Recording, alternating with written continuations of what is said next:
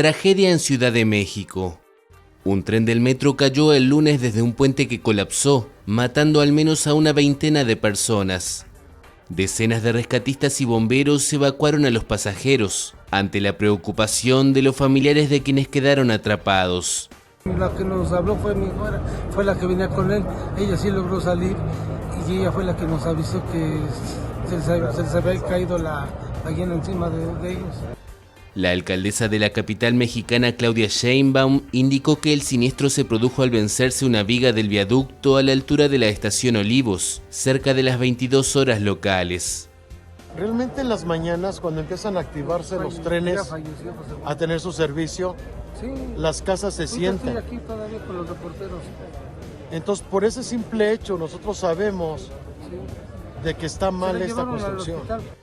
Este es el segundo accidente que se registra en el metro en lo que va del año. En enero pasado, un incendio en las instalaciones de control dejó una persona fallecida y 29 intoxicadas.